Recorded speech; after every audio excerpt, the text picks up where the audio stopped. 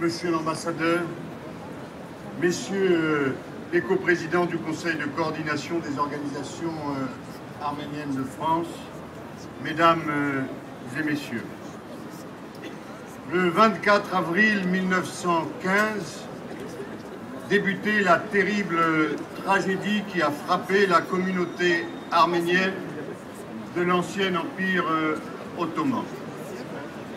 Alors qu'il venait d'entrer en guerre aux côtés de l'Allemagne et de l'Autriche-Hongrie, le régime du sultan Mehmed V donnait l'ordre de procéder au premier massacre contre les Arméniens.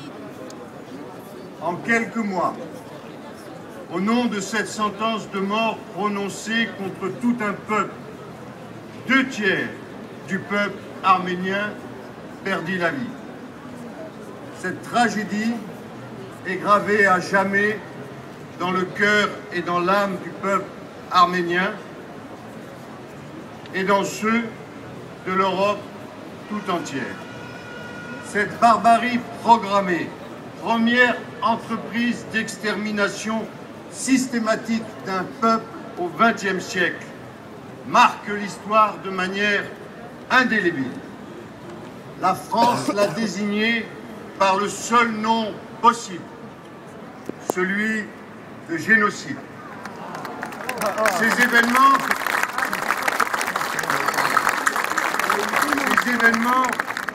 nul ne peut les nier, car ils sont incontestables.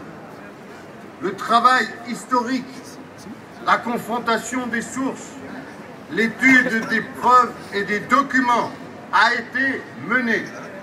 Une vérité qui doit être reconnue par tous a été établie.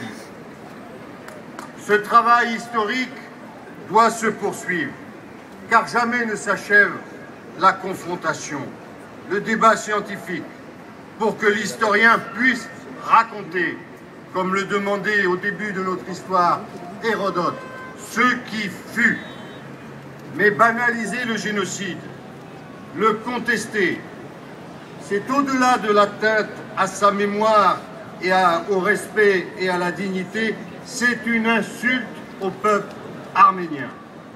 Avec la loi du 29 janvier 2001, la France a reconnu l'extrême gravité des actes commis contre le peuple arménien.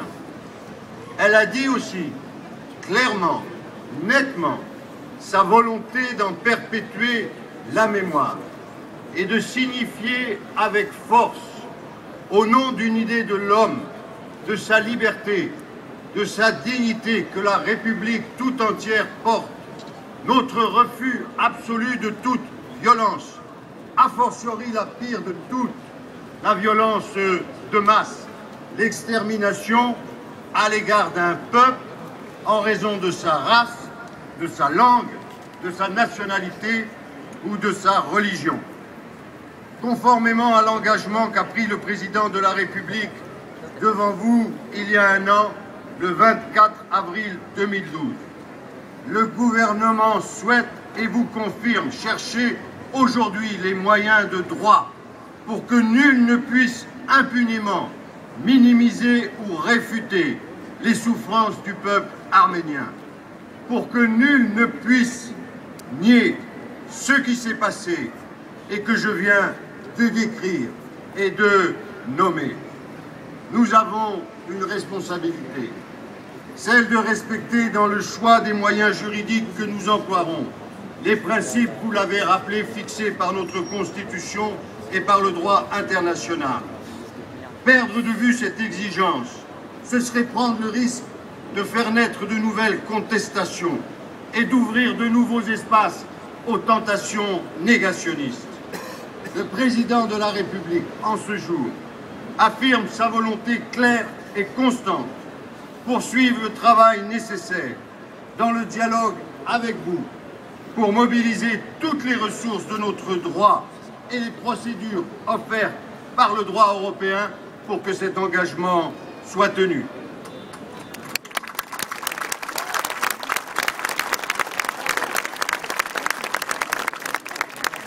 Aujourd'hui, nous rendons ensemble hommage aux victimes, mais aussi au courage et à la force extraordinaire du peuple arménien, qui a su se relever après de si terribles événements.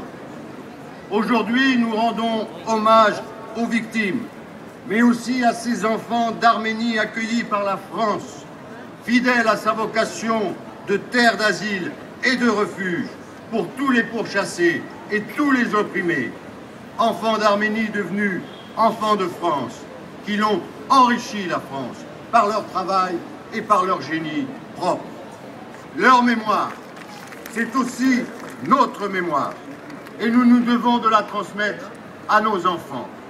L'école doit prendre toute sa part dans cette transmission, une transmission de savoir qui doit être aussi une transmission de valeurs, celle de l'égale dignité de tous, de l'égalité et du respect qui nous permettent de vivre ensemble. Devant la statue de ce grand intellectuel et pédagogue que fut Komitas, il faut rappeler que transmettre, ce n'est jamais stigmatiser ou diviser, c'est instruire et c'est éclairer. Alors que la banalisation, la négation et en définitive la haine se nourrissent de l'oubli et de l'ignorance, c'est sur la connaissance, la vérité, la compréhension des événements passés que peuvent seuls se construire un dialogue apaisé et une réconciliation. Confronter les points de vue, comprendre ce qui a conduit aux tragédies du passé, c'est aussi conjurer, et c'est notre devoir, leur répétition pour l'avenir. Vive la République, vive la France.